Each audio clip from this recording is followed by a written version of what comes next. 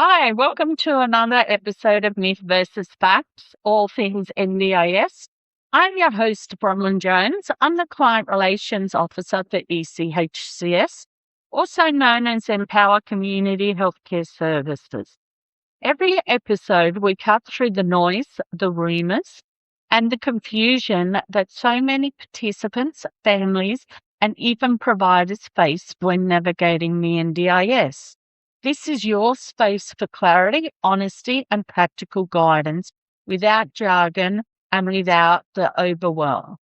My role at ECHCS puts me front and centre of what participants experience every day, the wins, the challenges, the misunderstandings, and the moments where the system feels more complicated than it needs to be. This is why this podcast exists.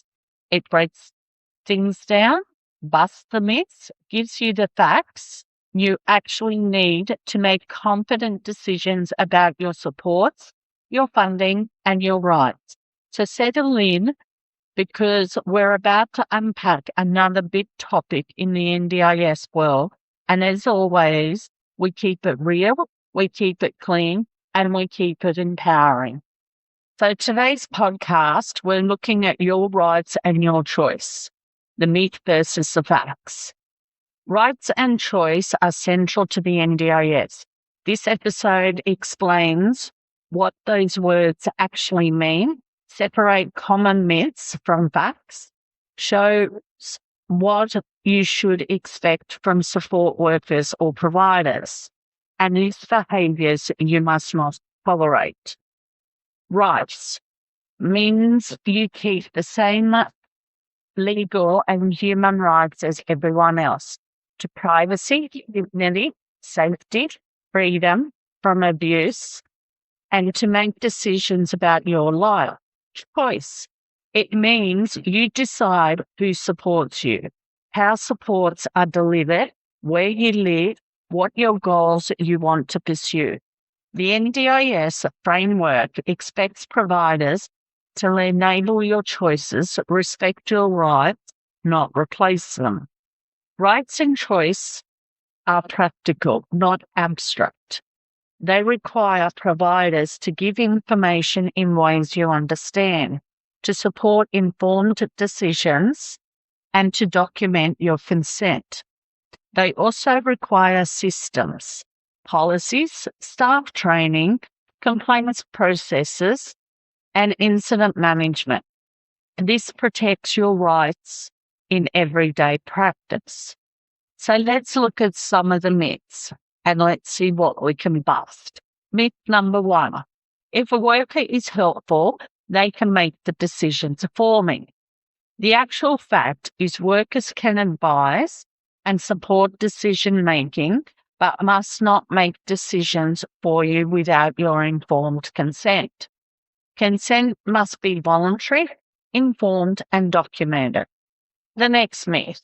Choice means I can do anything and the NDIS will pay for it. The actual fact is choice is about who provides supports and how they are delivered. Funding must meet the NDIS test for reasonable and necessary and be linked to your goals. Myth. If I'm vulnerable, I lose choice for my safety. The actual fact is safety is important, but the principle of dignity of risk means you retain the right to make choices that involve reasonable risk. Providers should support informed choices, but put safeguards in place, not remove choice. Next myth. Only registered providers must respect my rights. The actual fact is all workers delivering NDIS funded supports must follow the code of conduct and respect your rights. Registration increases insight but does not change your rights. So let's look at what to expect from a support worker or provider. These are observable behaviours and systems that show a provider respects rights and choice. Clear information and plain English. Providers explain supports, costs, risks, and alternatives in ways you understand.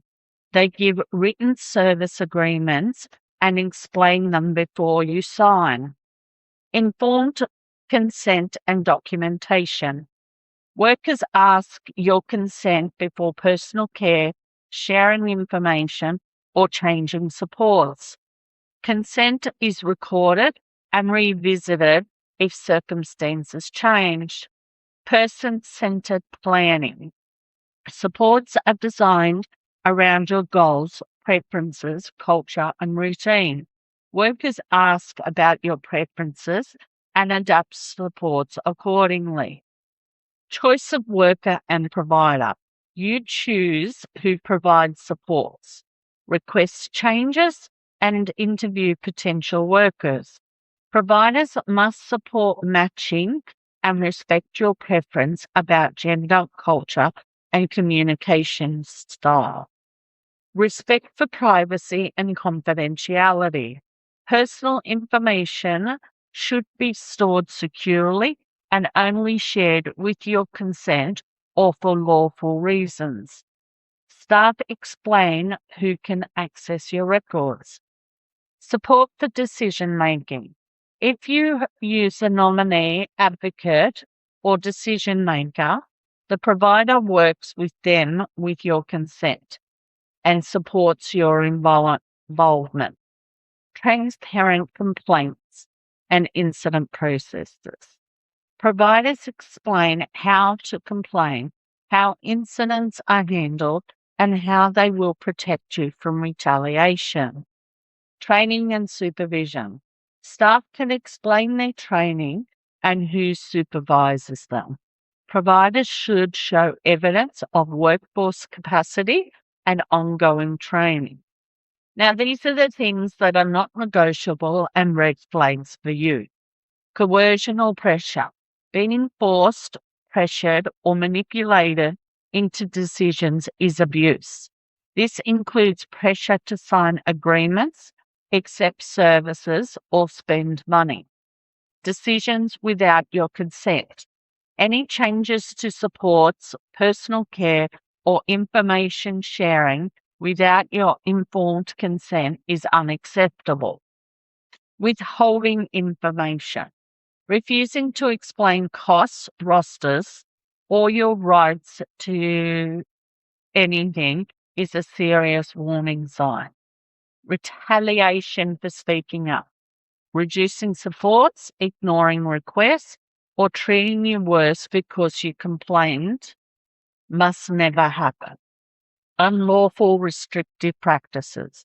Using restraint, seclusion, or other restrictive measures without lawful authorization and proper oversight is illegal and harmful. Financial exploitation. Charging for supports not provided. Pressuring you to buy goods or misusing your funds is fraud.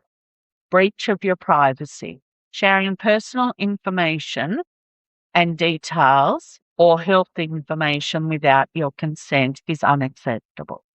If you experience any of these, document dates, times, and names, keep copies of agreements and invoices, and escalate the issue. Some practical steps to protect your rights and choices.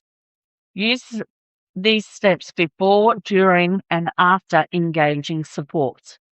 Before support start, ask for a written service agreement, clear roster of care, staff profiles, and provider complaints policy. Ask how they support choice and consent. During supports, keep a short diary of supports delivered, missed supports, incidents, and staff names. Ask staff to explain anything you don't understand and request changes in writing. If you need to change provider or a worker, tell your provider in writing. Request a handover plan and keep copies of all communication. If something goes wrong, raise the issue with your provider in writing. Request a written response and an action plan with timelines. If the provider does not act or the issue is serious, report it to the NDIS Quality and Safeguards Commission. Use supports. Ask a trusted person, advocate, local area coordinator, or support coordinator to help you prepare evidence and make complaints. Now, here are some scripts and phrases you can use on the support. I need this explained in plain English before I agree. I do not consent to the change. Please stop and discuss alternatives. Please put that in writing and send it to me. I want to speak to the manager about this. I'm making a formal complaint. Please confirm receipt in writing. Rights and choices are practical protections, not optional extras. Expect clear information, informed consent, choice of provider and worker, respect for privacy, and safe complaint processes. Do not tolerate coercion, unauthorized restrictive practices, financial exploitation, or retaliation. Keep simple records, ask for written agreements, and escalate to the NDIS Quality and Safeguards Commission when providers fail to uphold their rights. You have a right to decide how you live and who supports you. That's your right. Thank you for tuning in to Myth versus Fact, all things NDIS. I'm your host, Bronwyn Jones, the Client Relations Officer for ECHCS. I hope today's podcast has given you clarity, confidence, and a little more power in navigating the NDIS. The goal of this podcast is simple: cut through the confusion, challenge the myths, and make sure you walk away with the facts that genuinely support your journey. Whether you're a participant, a family member, or a provider trying to do the right thing. If you would like to learn more or ask a question or get in touch with our team, you can find all my contact information on our website at www.echcs.com.au under Contact Us section. Thank you for listening. Thank you for learning. And thank you for being part of a community that values transparency, empowerment, and ethical practice. Until next time, stay informed, stay confident, stay empowered, and keep advocating for what your rights are.